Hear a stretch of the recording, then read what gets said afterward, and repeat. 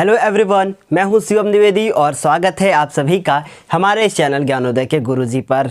आज की इस क्लास में हम लोग क्या बात करने वाले हैं, सबसे पहले उसकी बात करें तो इस क्लास में आज हम बात करने वाले हैं आपके 2020 में जो आपका एग्ज़ाम हुआ था साइंस का, उस साइंस में आपके जो जो क्वेश्चन पूछे गए थे उन क्वेश्चंस की बात करेंगे। जो सीरीज़ हम लोग फॉलो कर रहे हैं उस सीरीज़ में हमने आपको एक सेट पूरा करवा दिया है और दूसरे सेट की अब हम आज बात करने वाले हैं। इस सेट में आपको आज हम पूरे फिजिक्स के जितने न्यूमेरिकल, जितने बहुविकल्पी क्वेश्चन पूछे गए हैं उन सारे क्वेश्चंस को आज हम अच्छे से बताएंगे और आप अपने एग्जाम में बहुविकल्पी क्वेश्चनों का आंसर किस प्रकार से देकर आएंगे जब आपका ऑप्शन 4 का 4 जो ऑप्शन हो वो थोड़ा सा कठिन हो। तो इसलिए जैसा कि आपको नीचे दिख रहा है अभी ऐसे ऐसे क्वेश्चंस हम आपको बताते रहेंगे। अब उसके बाद हम बात करते हैं कि आखिर ये क्वेश्चंस आप कैसे करेंगे। जितने भी न्यूमेरिकल आएंगे सारे हम करवाएंगे और आपको पता होना चाहिए कि आपके जितने भी न्यूमेरिकल आते हैं वो सारे के सारे प्रीवियस ईयर के आते हैं, एक दो क्वेश्चन आपके नए आ जाते हैं। इसलिए फोकस करें कि आप पिछले ईयर के सारे पेपर को लगा लें ताकि हम आपको दावे के साथ कह सकते हैं आपसे कि आपका जो पेपर होगा वो बहुत अच्छा होगा। तो चलिए अभी हम पहला क्वेश्चन आपको बताते हैं कि आप अपने एग्जाम में इसको कैसे करके आएंगे। आपको पहला क्वेश्चन जो स्क्रीन पर दिखा होगा उसमें आपके देखिए सबसे पहले तो क्वेश्चन को रीड कर लेते हैं। क्वेश्चन लिखा हुआ है कि एक अवतल लेंस द्वारा किसी वस्तु का बना प्रतिबिंब होता है और 4 ऑप्शन लिखे हैं। वो 4 ऑप्शन किस प्रकार से हैं? पहला ऑप्शन है आभासी, उल्टा और छोटा। दूसरा ऑप्शन है आभासी, सीधा व बड़ा। फिर है आभासी, सीधा और छोटा। और चौथा ऑप्शन है आभासी, उल्टा व बड़ा। अब प्रॉब्लम इस बात की होती है कि इसमें अगर आपने जरा सी भी गलती की ना तो पूरा ऑप्शन गलत हो सकता है, इसलिए कुछ ट्रिक का भी इस्तेमाल करना चाहिए। चलिए हम पहले ट्रिक की बात कर लेते हैं कि एग्जाम में ऐसा क्वेश्चन आएगा तो आप अपना थोड़ा सा दिमाग यूज़ करके पूरा आंसर कैसे सही करके आएंगे।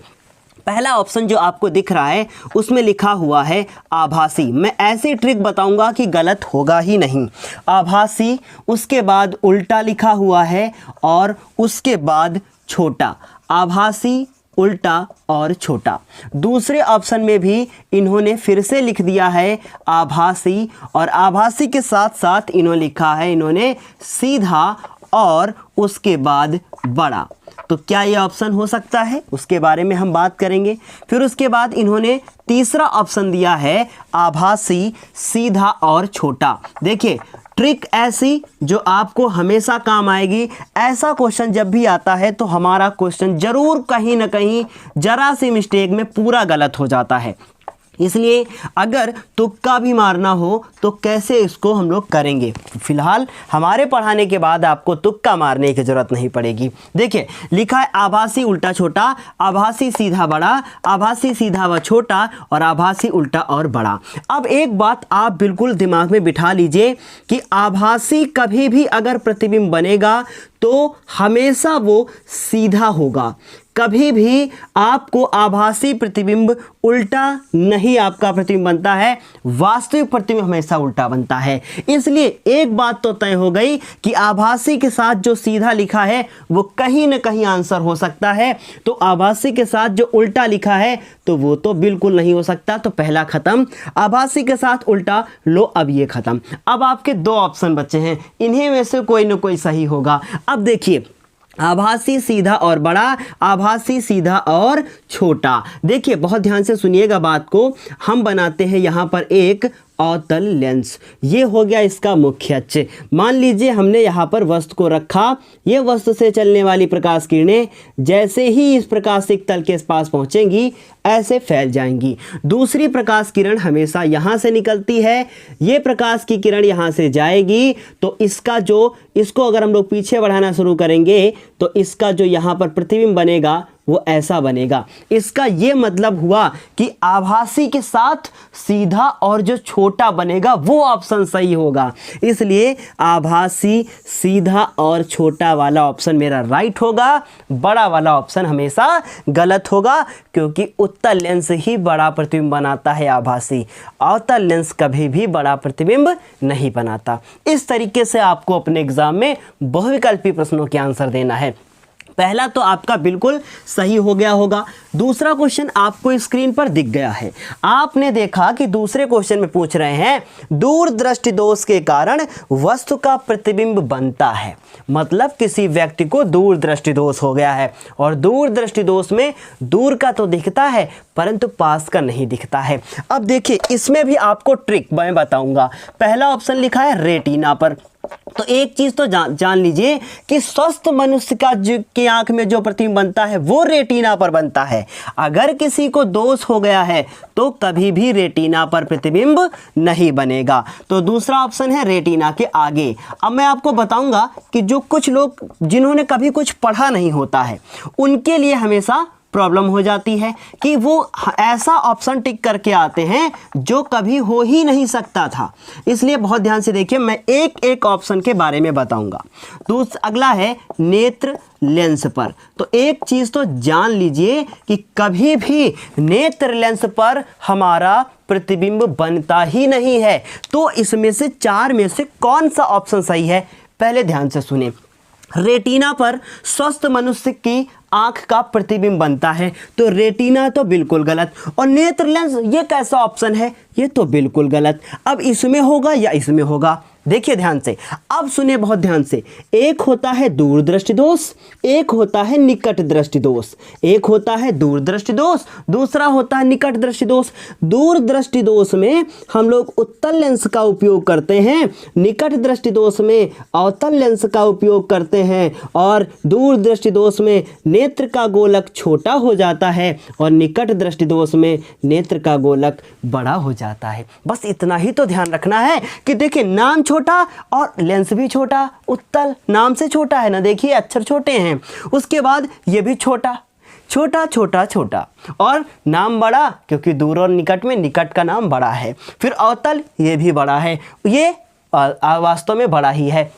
अब मेरी बात सुनिए, नेत्र का गोलक अगर छोटा हो जाएगा तो प्रतिबिंब कहाँ बनेगा, रेटिना के पीछे। कहाँ बनेगा, रेटिना के पीछे। और उसको आगे बनाने के लिए हम लोग उत्तल लेंस लगा देते हैं ताकि प्रकाश की किरणें थोड़ा सा झुक जाएं। आई बात समझ में।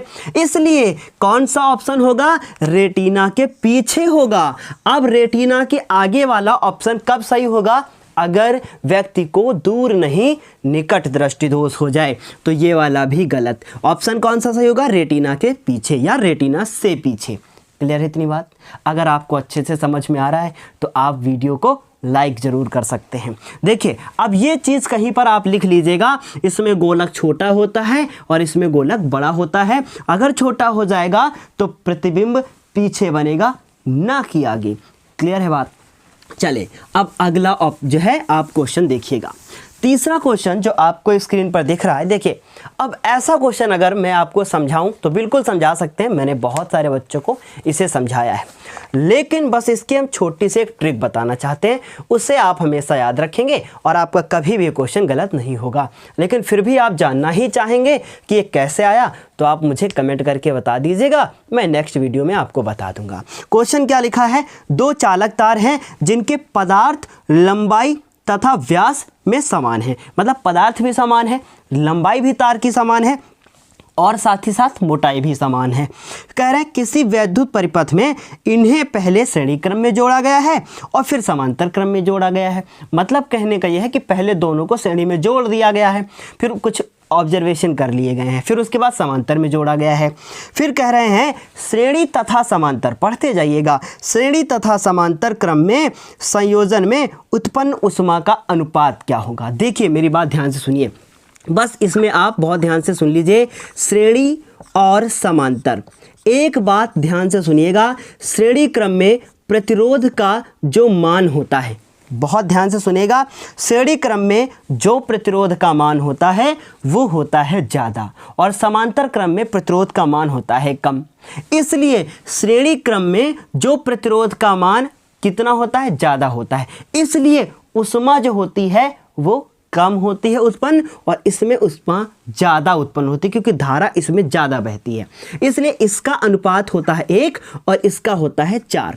अगर यही चीज़ पलट दी जाती, और ये देखिए मैं आपको ऐसे ही बता रहा हूँ, अगर आपको चाहिए कि प्रूफ करके दिखा दीजिए तो मैं नेक्स्ट वीडियो में बता दूंगा, आप कमेंट करके बता दीजिएगा, उस वीडियो के लास्ट में बता देंगे। अन्यथा आप इसको ऐसे ही याद कर सकते हैं कि श्रेणी तथा समांतर क्रम में संयोजन में उत्पन्न ऊष्मा का अनुपात 1:4 होगा। कितना होगा? 1:4। अगर हम कह दें समांतर का नाम पहले ले लें और श्रेणी का बाद में, तो ये अनुपात 4:1 हो जाएगा। याद रखिएगा, 1:4 याद नहीं रखना है, श्रेणी के साथ 1, समांतर के साथ 4 याद रखना है। ये नहीं रटना है कि आपको 1:4 याद रखना है। ठीक, बात समझ में आ गई ना मेरी बात, कि श्रेणी के साथ 1, समांतर के साथ 4। अगर श्रेणी पहले कहता है तो 1:4, अगर समांतर पहले कहता है तो 4:1, ये याद रखना है। ठीक है, इस तरीके से तीसरा बहुविकल्पी भी हो गया है। अगर आपको प्रूफ चाहिए कमेंट करके बता दीजिएगा। देखिए, अब चौथा ऑप्शन लिखा है बिजली के बल्ब का तंतु, तंतु फिलामेंट कहते हैं इसको इंग्लिश में, बना होता है। किसका बना होता है? नाइक्रोम का। जी नहीं, प्रेस का जो वायर होता है, प्रेस के अंदर जो प्लेट बनाई जाती है वो नाइक्रोम की होती है। फिर लिखा है स्टील का। अरे स्टील का तो बिल्कुल भी नहीं होता है। अब देखिए अगला, टिन का, टिन का भी नहीं होता है।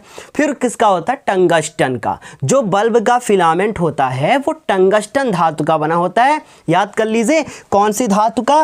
टंगस्टन। अब ये होता क्या है, ये होता क्या है, इसके बारे में बात करें तो अगर आप इस तरीके का बल्ब बनाएंगे, देखिए इस तरीके से अगर हम बल्ब बना देते हैं तो ये जो आपका ये गोल गोल ये रिंग होती है, ये जो होती है ये होती है हमारी किसकी? टंगस्टन धातु की। कौन से धातु की? टंगस्टन धातु की रिंग होती है। और ये धातु का जो गलनांक होता है वो आपका बहुत ज़्यादा होता है, बहुत ज़्यादा ताप पे भी ये गलता नहीं है, इसलिए इसी के का जो है हम लोग यूज़ करते हैं बल्ब में ताकि वो गले ना। ठीक है, तो इसका गलनांक बहुत ज़्यादा होता है, इसलिए टंगस्टन धातु का यूज़ किया जाता है बल्ब का फिलामेंट बनाने में। ठीक है, इतनी बात समझ में आ गई होगी। तो चौथा भी हमारा आंसर एकदम सही हो जाएगा। अब देखिए कुछ न्यूमेरिकल शुरू हो गए हैं। अब ये जो न्यूमेरिकल आपको यहाँ दिख रहा है मैं आपको बता चुका हूँ, है ना, लेकिन फिर भी अभी आया है तो मैं आपको बताऊँगा।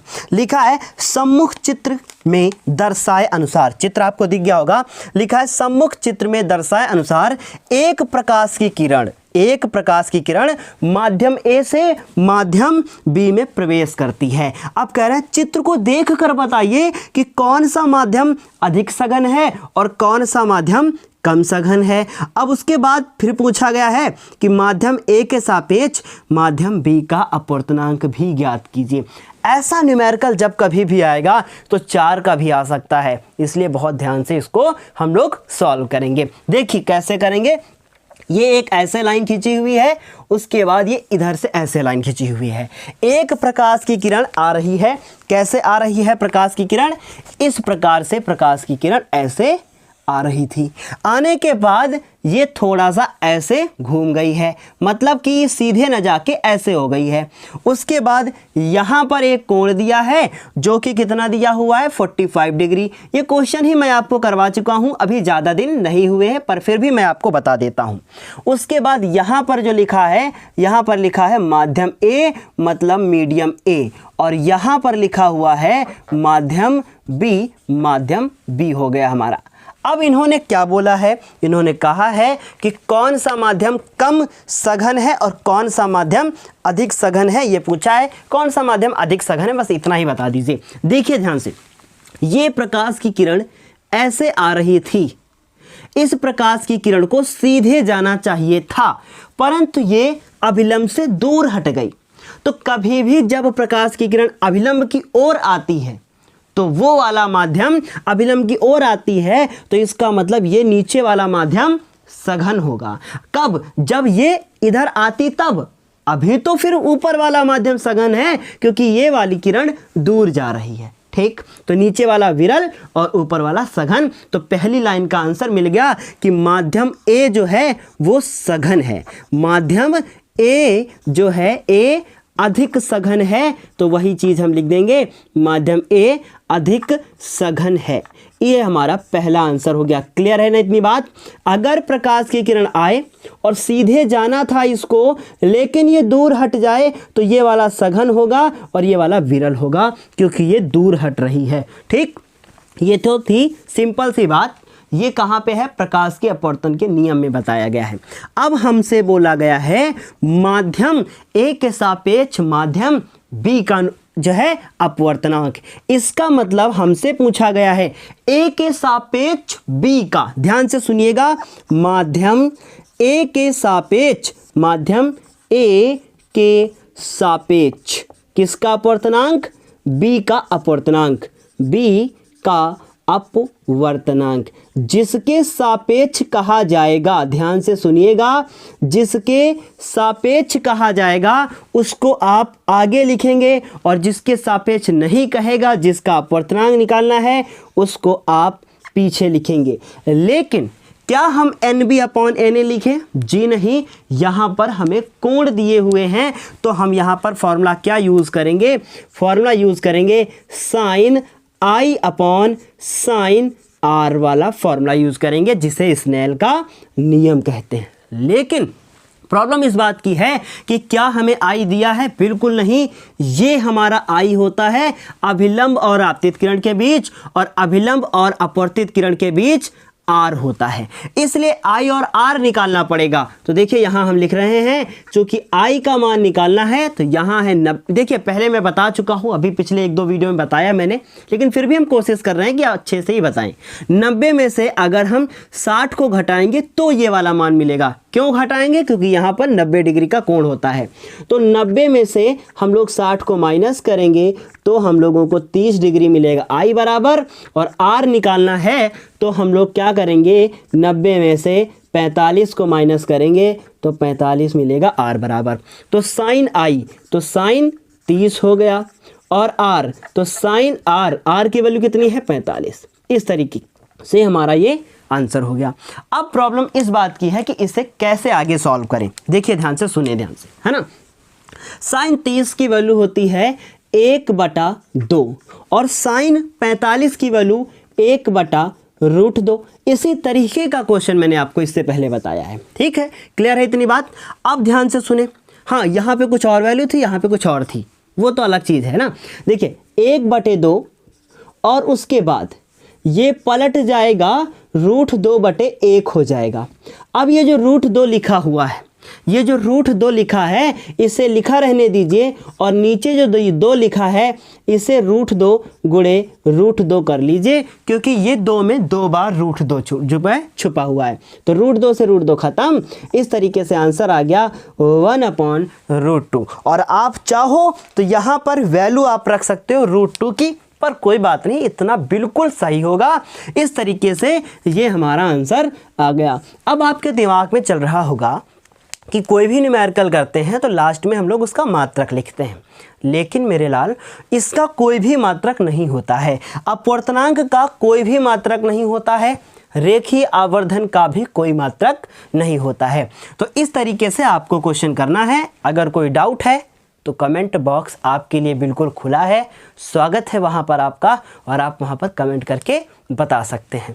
लेकिन एक आपसे मैं निवेदन करूँगा, अगर ये वीडियो आप पहली बार देख रहे हैं, आपने इससे पहले मेरी कोई क्लास नहीं देखी है, तो एक रिक्वेस्ट है, प्लेलिस्ट में जाइएगा और आप वहाँ से चैप्टर वाइज वीडियो देखिएगा, आपको ज़्यादा बेहतर समझ में आएगा, क्योंकि मैं आपके लिए बहुत दिनों से मेहनत कर रहा हूं।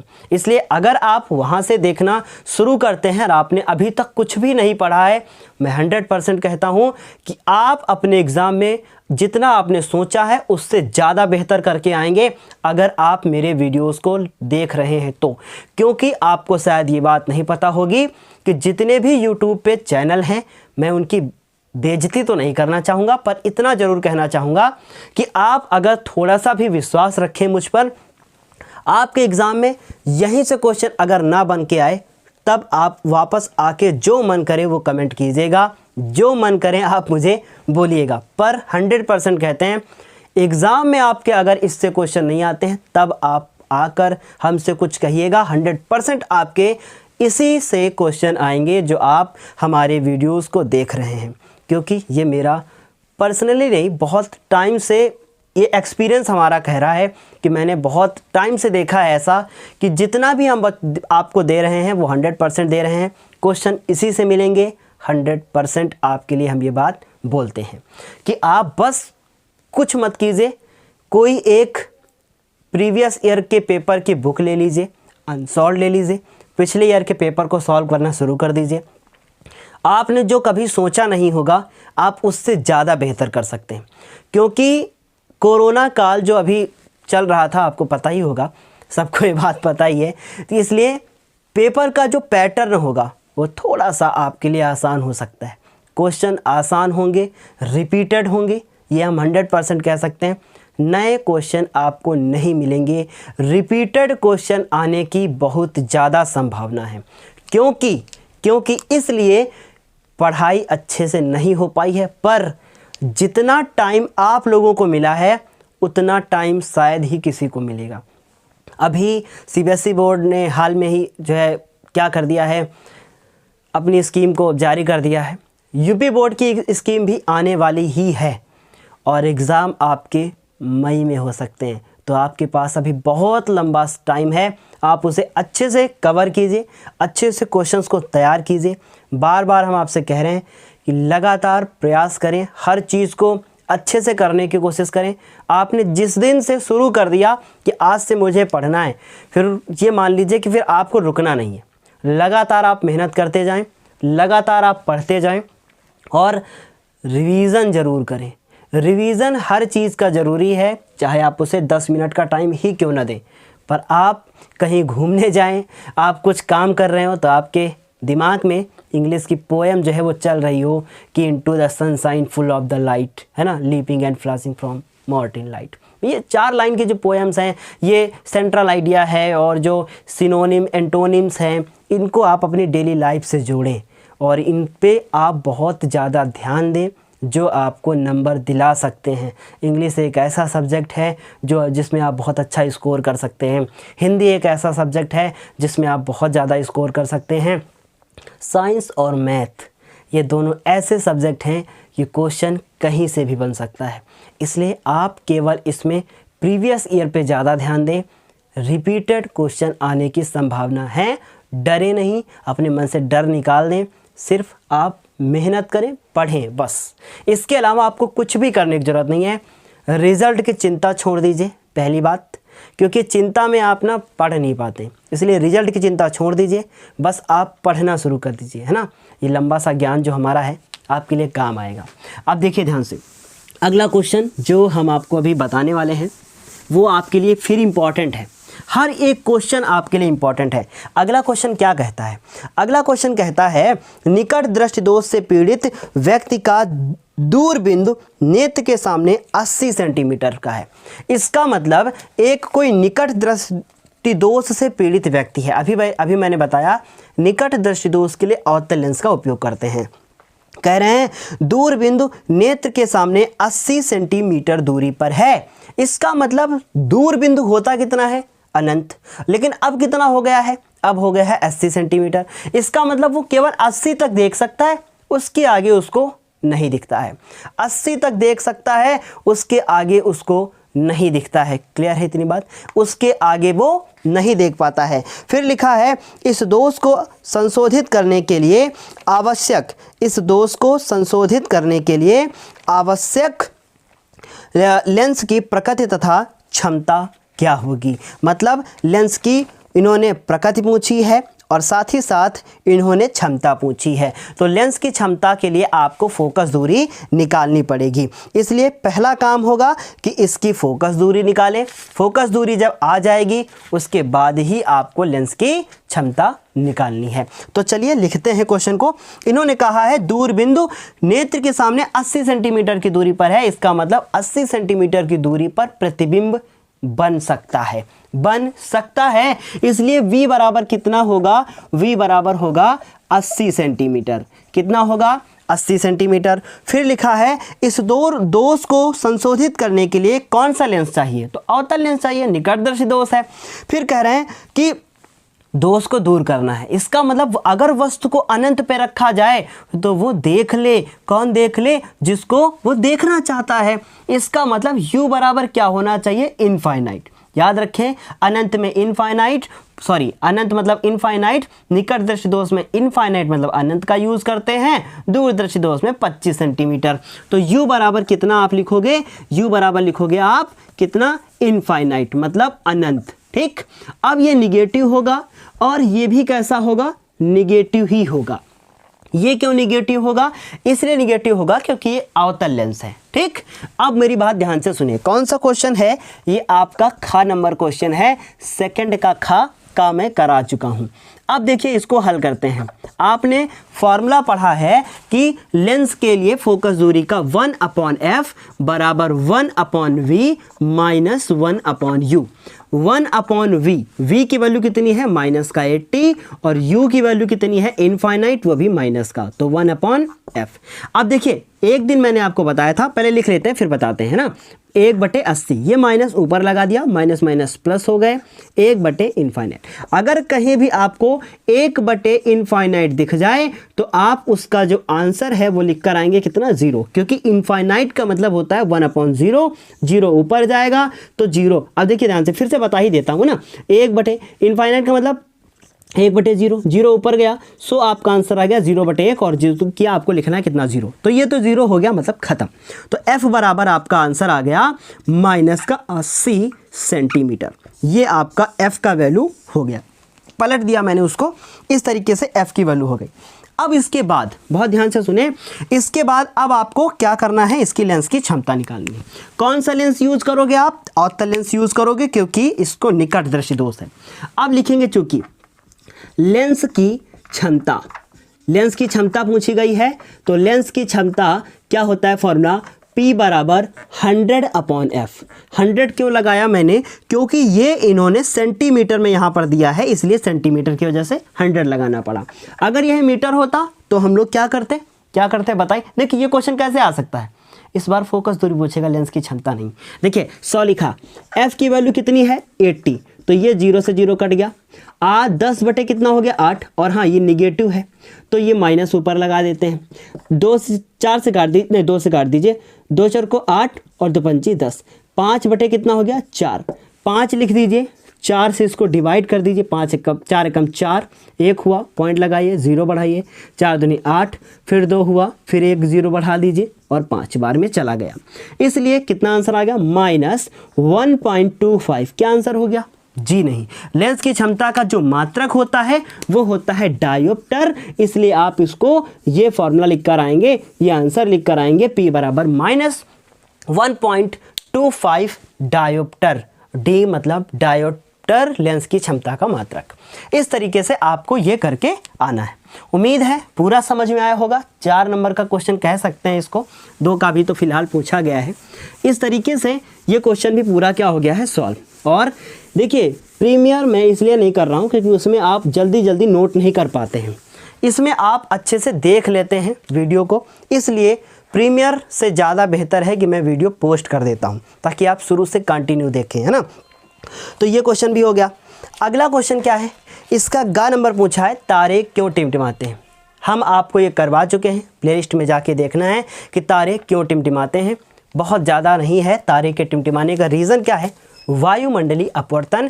प्रकाश के वायुमंडलीय अपवर्तन के कारण ही तारे टिमटिमाते हैं। बहुत ज़्यादा डीप में पढ़ना है, प्लेलिस्ट में जाके आप सर्च कर सकते हैं। अगला क्वेश्चन जो है पूछा गया है, 15 सेंटीमीटर फोकस दूरी वाले अवतल दर्पण के सामने, न्यूमेरिकल आपको दिख गया होगा, क्या लिखा है? 15 सेंटीमीटर फोकस दूरी वाले अवतल दर्पण। तो इसकी फोकस दूरी f बराबर कितना दिया है? 15 सेंटीमीटर। तो ये कौन सा लेंस है? अवतल। और अवतल की फोकस दूरी निगेटिव होती है, आपको ये पता है। अगर नहीं पता है तो आप प्लीज़ पिछले जो है वीडियोस को देखना शुरू कर दें। UVF ये सब मैंने आपको कराया है, न्यूमेरिकल वो बहुत इंपॉर्टेंट हैं। अवतल के लिए ये सारी चीज़ें क्या होती हैं, ये उत्तल के लिए लिखा मैंने, अवतल के लिए ये सारे निगेटिव होते हैं। ठीक है, ऐसे आप नोट कर सकते हैं। अब ध्यान से सुने आगे क्या कह रहा है। अवतल दर्पण के सामने 30 सेंटीमीटर दूरी पर 2 सेंटीमीटर लंबाई की, आपको दिख गया होगा कितने सेंटीमीटर की दूरी पर? 30, तो ये भी क्या हो जाएगा? माइनस। और 2 सेंटीमीटर लंबाई की वस्तु रखी है। लंबाई कहाँ है? इसलिए ये अभी किसी बच्चे ने कल ही मुझे व्हाट्सअप किया है, इस क्वेश्चन को पूछा है उससे, उसने मुझे उसका नाम नहीं याद है, पर जिसने भी पूछा है आप देखिएगा तो आपके लिए ही मैं समझ लीजिए मैंने ये क्वेश्चन बताया है। ठीक है, 2 सेंटीमीटर लंबाई, तो मतलब O बराबर कितना हो गया? 2 सेंटीमीटर, और O हमेशा पॉजिटिव ही होगा। ठीक है, क्योंकि सीधी खड़ी होती है वो। लंबाई की एक वस्तु रखी है। बनने वाले प्रतिबिंब के स्थित प्रकृति तथा आकार मतलब लंबाई की गणना कीजिए। स्थित बतानी है, प्रकृति बतानी है और साथ साथ आकार बताना है। बहुत ध्यान से सुने इसको, है ना। हल हो गया हमारा। और जो हमारे इंग्लिश मीडियम के कोई भी बच्चे अगर इसे देख रहे हो तो आप मुझे कमेंट करके बताइएगा, मैं इंग्लिश में भी एक्सप्लेन कर सकता हूँ, पर अभी ऐसी कोई डिमांड नहीं है। इन्होंने बोला है लेंस, है ना, अवतल दर्पण है, सॉरी, है ना। तो दर्पण के लिए ये फॉर्मूला क्या होता है, पॉजिटिव होता है ना, ये पॉजिटिव होता है। 1/v, v की वैल्यू नहीं पता तो v को v छोड़ दिया, u बराबर -30 हो गया और 1/f की वैल्यू -15। v को उधर ही छोड़ रहने दीजिए, है ना। प्लस माइनस माइनस, ये कैसा हो गया, माइनस का, इधर आएगा तो प्लस का हो जाएगा, तो माइनस का 1/15 और प्लस का 1/30 हो गया। इसे एलसीएम लेंगे तो एलसीएम कितना आएगा, 30, 15 दूना 30 और 30 एकम 30। इस प्रकार से इसका जो यहाँ से हम लोग इसको सॉल्व करेंगे तो माइनस का 1/30 कितना आएगा, माइनस का 1/30, क्यों, क्योंकि प्लस माइनस माइनस और बटे में 1/v। तो इसको जब इसके साथ मल्टीप्लाई करेंगे तो देखिए इसको हम नीचे भी लिख सकते हैं, तो इस प्रकार से -30 आ गया। v बराबर कितना आया, -30 और 21 में आएगा हमारा सेंटीमीटर, क्योंकि यहाँ सेंटीमीटर है। तो एक चीज़ तो हम लोगों ने निकाल ली, क्या निकाल ली है, स्थित निकाल ली है, प्रकृति निकाल ली है। अभी आकार बाद में बता देंगे, तो अभी बाद में लास्ट में लिख दिया जाएगा सारे आंसर। अब इन्होंने पूछा है आकार, तो हम लोग एक फॉर्मूला जानते हैं। फॉर्मूला क्या जानते हैं, आवर्धन, ठीक है, क्या जानते हैं, आवर्धन m बराबर I/O, और या करके आप इसको लिख सकते हैं -u/v। तो इस तरीके से हम लोग कह सकते हैं I/O बराबर -v/ क्या, u। तो I की वैल्यू कितनी है, बहुत ध्यान से सुने, I की वैल्यू कितनी है, I की जो वैल्यू है वो हमें नहीं पता है, तो I/ कितना हो गया, O। उसके बाद -v/u। तो ये हम लोग किसके लिए काम कर रहे हैं, अवतल दर्पण के लिए। और वो कैसा प्रतिबिंब बनाता है, वास्तविक। अभी देखना v की वैल्यू कैसी है, वास्तविक प्रतिबिंब बनता है अवतल दर्पण में, है ना। तो वास्तविक बनेगा तो मतलब इस तरफ ही बनेगा, तो निगेटिव आएगी वैल्यू। अभी देखना कैसे, माइनस हो गया। v की वैल्यू कितनी है, v की वैल्यू है -30, तो -30। u की वैल्यू कितनी है, देखिए जरा ध्यान से, u की वैल्यू भी कितनी है, -30, इसका मतलब -30। अब देखिए ये इससे कट गया, ठीक है, माइनस माइनस क्या हो गया, कट गया, तो 1 - 1 खत्म, माइनस का कितना बचेगा, 30 और बटे में 30। और I और O की वैल्यू इन्होंने दे रखी है, कितनी दे रखी है, 2, तो 2 मैंने यहाँ लिख लिया, 2 रख दिया। अब देखिए ये इससे कट गया, I बराबर कितना आंसर आ जाएगा, 2 का 1 से गुणा कर देंगे, -2 आ जाएगा। इसका ये मतलब हुआ कि I की जो वैल्यू आई है वो निगेटिव आई है। इसका ये मतलब हुआ जो प्रतिबिंब बनेगा वो उल्टा बनेगा। ये साइन कन्वेंसेशन आप सर्च कर सकते हैं, चिन्ह परिपाटी ज्ञानोदय के गुरुजी, आपको ये वीडियो मिल जाएगा, चिन्ह में कोई प्रॉब्लम होगी ही नहीं, ठीक। अब देखिए ध्यान से, अब हम लोग को जो जो पूछाएगा लिखते हैं। इन्होंने सबसे पहले पूछा था स्थित, ठीक, 4 नंबर का क्वेश्चन है। स्थित क्या बताओगे आप, 30 सेंटीमीटर और निगेटिव आया है, इसका मतलब दर्पण के इस तरफ बना है। तो हम लोग यहाँ लिखेंगे दर्पण के सामने, पीछे नहीं कह सकते आप, दर्पण के सामने 30 सेंटीमीटर दूर, ये हो गई स्थित, है ना। अब इन्होंने प्रकृति पूछी थी, प्रकृति में हम लोग आभासी और वास्तविक की बात करते हैं, तो ये आंसर कैसा आया था, निगेटिव। तो निगेटिव साइन क्या बताएगा, निगेटिव साइन हमें ये बताएगा कि किधर बनेगा, तो इस तरफ बनेगा। और दर्पण में अगर कोई दर्पण है और उस दर्पण के सामने इस तरफ ही वस्तु बनी है तो वो आभासी नहीं वास्तविक होगी। तो हम लोग क्या लिखेंगे, वास्तविक, है ना, वास्तविक। तथा और कैसा बनता है, अभी भी बताया था, वास्तविक के साथ उल्टा, उल्टा हो गया। फिर उसके बाद प्रकृति हो गया। आकार इन्होंने पूछा है, आकार कितना होगा, 2 सेंटीमीटर, है ना। प्रतिबिंब का आकार कितना होगा, 2 सेंटीमीटर लंबा, तो लिखेंगे 2 सेंटीमीटर लंबा, ठीक। और अगर ये ना दिया होता O की वैल्यू, फिर आकार पूछता तो आवर्धन निकाल देते और लिख देते, जैसे आवर्धन 1 आ जाता अभी निकालते आप, तो लिख देते वस्तु के बराबर। ऐसे आप करके छोड़ सकते हैं। इस तरीके से इतना काम आप कर सकते हैं। टाइम कितना हो गया, ओहो बहुत लेट हो गया है, पर कोई भी दिक्कत नहीं, ख़त्म करेंगे पूरा, ठीक। अब देखिए ध्यान से, इसको पूरा क्वेश्चन आपको अच्छे से समझ में आ गया होगा। जिन लोगों को प्रॉब्लम थी क्वेश्चंस में, यहीं से आप पूरा रिवाइज करते रहें, आपको कोई प्रॉब्लम नहीं होगी। ये 2020 का पूरा सेट मैं आज सॉल्व करूँगा, है ना, जो फिजिक्स का है। अब अगला क्वेश्चन इन्होंने पूछा है, वर्ण विक्षेपण से आपका क्या तात्पर्य है। ठीक, वर्ण विक्षेपण कुछ नहीं करना है आपको, गूगल खोलना है या यूट्यूब खोलना है और उसमें लिखना है वर्ण विक्षेपण। कैसे लिख देना है, मान लीजिए आप ऐसे लिख देते हैं वर्ण विक्षेपण, ठीक, ऐसे लिख दीजिए हिंदी में, ठीक, या लिख दीजिए डिस्पर्सन ऑफ लाइट और पीछे लिख दीजिए ज्ञानोदय के गुरुजी, बस चैनल का नाम। पूरा वीडियो ना मिल जाए आपको तब कहिएगा फेमस वीडियो है, या फिर आप प्लेलिस्ट में जाएं और देख लें। ऐसा बता रखा है मैंने कि आपको कोई प्रॉब्लम होगी ही नहीं। अब बस आपको करना क्या है, टॉपिक वाइज सब कुछ पढ़ना है। इस रिवीजन, इस वाली सीरीज में हम लोग क्या कर रहे हैं, न्यूमेरिकल्स पे ज़्यादा ध्यान दे रहे हैं, पर इस तरीके जो भी क्वेश्चन आएंगे मैं आपको बता दूंगा कहाँ पे आपको ढूंढना है ना। और आप जो है डिस्क्रिप्शन बॉक्स में जाएं नीचे, वहाँ पर भी आपको ये मिल जाएगा वर्ण विक्षेपण, पर अभी नहीं, अभी तो आप कंटिन्यू देखते जाएं, है ना। चलिए वर्ण विक्षेपण, अगला क्वेश्चन देखिए ध्यान से क्या है। अगला क्वेश्चन जो है वो बोला क्या गया है, ध्यान से सुनिएगा। अगला क्वेश्चन है, और वर्ण विक्षेपण कितने नंबर का था, 4, ठीक। अब देखिए ध्यान से, और लास्ट में पूछा है सूर्य के प्रकाश स्पेक्ट्रम मतलब वर्ण क्रम में विभिन्न वर्ण क्यों प्राप्त होते हैं। वर्ण का मतलब होता है कलर, क्यों प्राप्त होते हैं पता है, इसलिए प्राप्त होते हैं क्योंकि उसमें 7 कलर होते हैं। वो 7 कलर कौन से होते हैं, विबग्योर, आप याद कर सकते हैं वहाँ से, पर सब कुछ पढ़ाया है, बस आपको पीछे से जाके देखना है। अगला क्वेश्चन देखिए ध्यान से क्या लिखा है, लिखा है 60 वाट, हाँ ये बच्चे ने आज किसी ने पूछा था हमसे क्वेश्चन, 60 वाट 220 वोल्ट तथा 100 वाट और 220 वोल्ट के 2 बल्ब श्रेणी क्रम में 220 वोल्ट के मेंस से संयोजित किए गए हैं। मतलब 2 बल्ब हैं, कौन कौन से बल्ब हैं, ये क्वेश्चन कौन सा है आपका, 3rd का खा नंबर क्वेश्चन है, ठीक। 2 बल्ब हैं, और वर्ण विक्षेपण वाला क्वेश्चन जो था ना वो आपका अथवा में था, मतलब आप अगर न्यूमेरिकल कर दें तो आपको करने की जरूरत नहीं है। देखिए एक ये बल्ब हो गया, ठीक, ये बल्ब मैंने एक बना दिया यहाँ पर, फिर एक दूसरा बल्ब हो गया, ये दूसरा बल्ब हो गया, इसलिए बना रहे हैं, ऐसा कर रहे हैं ताकि आपको ज़्यादा बेहतर समझ में आए, ठीक। अब ये आपका 2 क्वेश्चन आपके हो गए।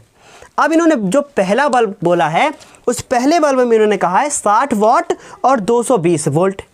क्या बोला है, 60 वाट और 220 वोल्ट।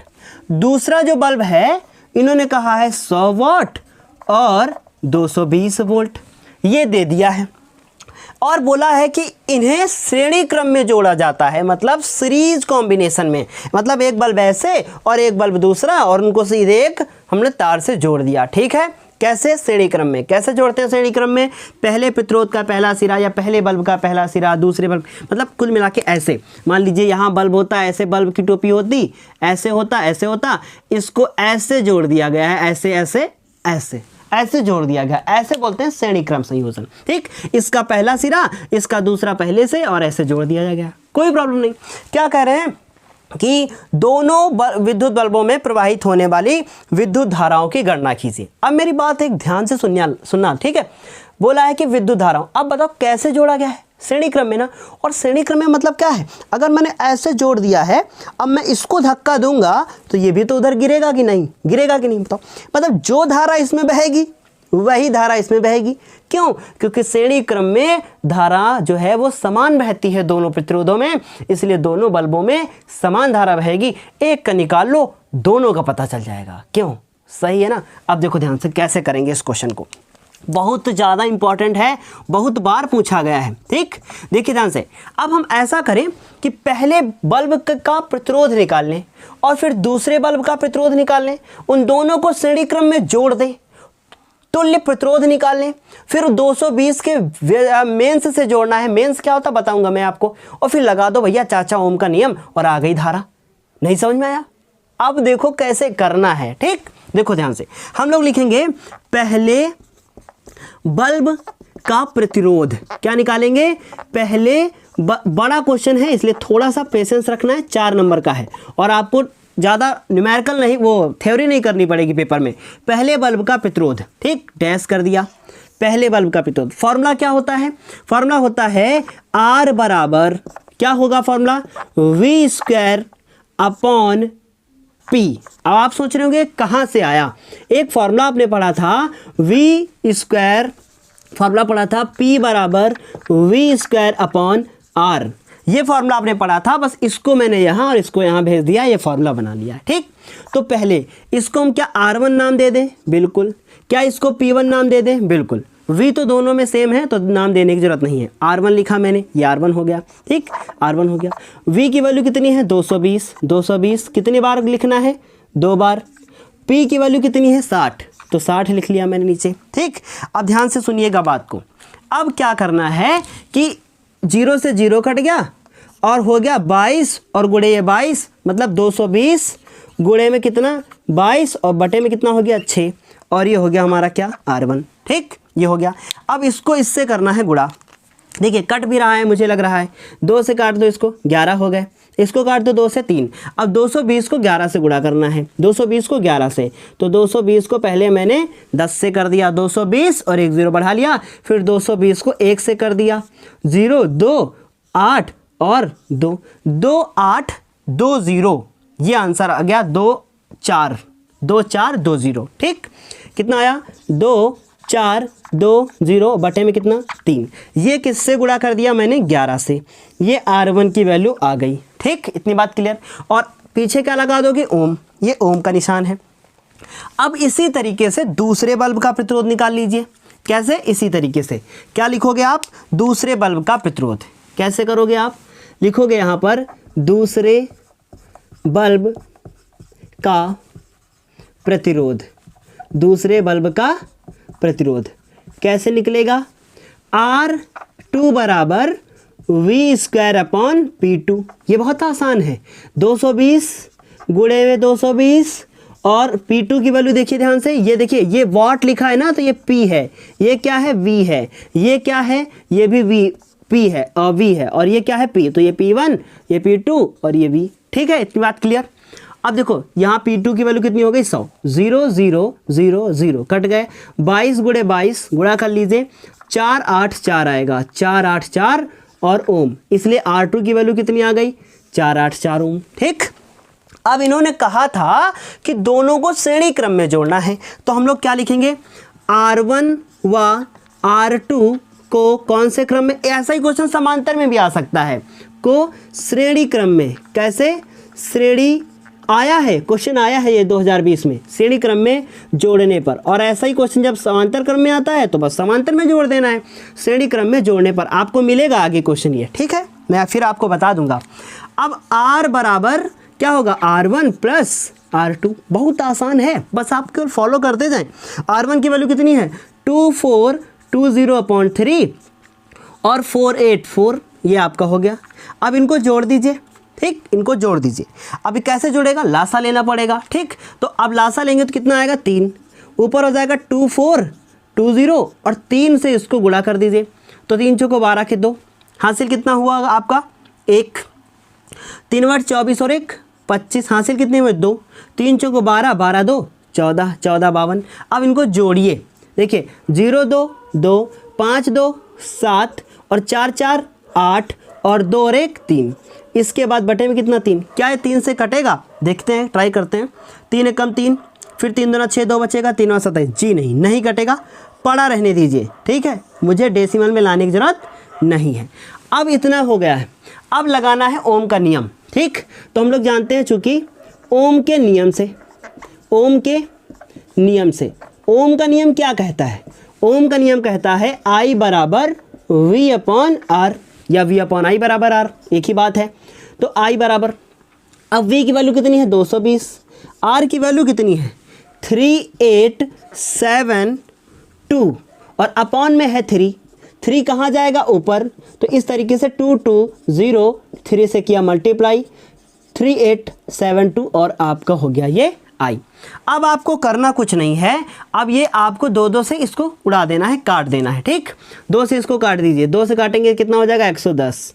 अब इसको 2 से काट दीजिए, 2 एक कम 2, 1 बचा, 2 9 18, 2 3 6 है ना, और 1 बचा, 2 6 12। फिर 2 से काट दीजिए, कितना हो जाएगा? 55। इसको 2 से काट दीजिए, 2 9 18, 2 6 12, 2 8 16। ठीक, अभी 11 से कटेगा क्या? ये चेक कर लेते हैं। ठीक, 11 8 88 और उसके बाद फिर 2 बचेगा, फिर 88, हाँ कट जाएगा, 11 पचे 55 और 11 अठे 88 और यहाँ से बचता कितना है 6 और 2 8 और फिर 11 अठे 88, इतना हो गया। इसका मतलब 5 या कितना हो गया 15, 15 बटे कितना 88। अब आपको कुछ नहीं करना है, इसको कर लेना है डिवाइड, और डिवाइड करने के बाद आपका जो है आंसर आ जाएगा। कितना आंसर आपका आ जाएगा 0.17, 0.17 और लास्ट में आप क्या लिख दोगे एम्पियर। इस तरीके से आपका आंसर आ जाएगा। चाहो तो आप डिवाइड कर सकते हो, आप लिख सकते हो 15 और 88 पॉइंट लगा दीजिए, 0 बढ़ा दीजिए, एक बार में तब भी जाएगा, 88 हो जाएगा, कर लीजिएगा डिवाइड, आ जाएगा आंसर आपका। अगर 6 भी आता है, 6 के बाद फिर कोई नंबर आता है तो आप इतना लिख सकते हैं एवरेज। ठीक है, आपको पता है ना। इस तरीके से इतना बड़ा न्यूमेरिकल है, कितने नंबर का है 4 नंबर का। अगर बोर हो गए हो तो फिर ख़त्म करें, अन्यथा एक क्वेश्चन और बचा है वो भी बता दिया जाए ना, छोटा सा है तो एक क्वेश्चन और है, उसे भी हम लोग ख़त्म कर लेते हैं, उसके बाद फिर इस क्वेश्चन को हम लोग करते हैं। अगला क्वेश्चन जो लिखा है उसमें चलिए ख़त्म कर लेते हैं उसको भी, ठीक है, ताकि ये पूरा सेट ख़त्म हो जाए। अन्यथा जो एक क्वेश्चन है उसके लिए मैं अलग से एक वीडियो बना दूंगा, और ताकि ये जो अगला क्वेश्चन है उसे मैं सेपरेट वीडियो में दे दूंगा अलग से। ठीक है, तो चलें अभी क्लास को करते हैं समाप्त। अगली क्लास में फिर मिलते हैं एक नए वीडियो के साथ, और एक क्वेश्चन मैंने अभी रोक रखा है इस सेट का, बस वो 7 नंबर का है। ठीक है, क्योंकि उसमें जो है आधा अधूरा कुछ लिखा हुआ है, उसे सही करना पड़ेगा, उसके बाद हम आपको बताते हैं। इस तरीके से पूरा सेट मैंने आपको बताया है। एक क्वेश्चन छोड़ रखा है 7 का, मैं आपको उसका एक सेपरेट वीडियो अलग से दे दूंगा, आप उसमें उसको अच्छे से तैयार कर लेना। सर्किट डायग्राम का क्वेश्चन है, छोटा सा वीडियो होगा, 8-10 मिनट में पूरा ख़त्म कर देंगे। तो अभी आपको कुछ नहीं करना है, केवल इस वीडियो में जितने क्वेश्चन मैंने बताए हैं उन्हें अच्छे से आपको देखना है।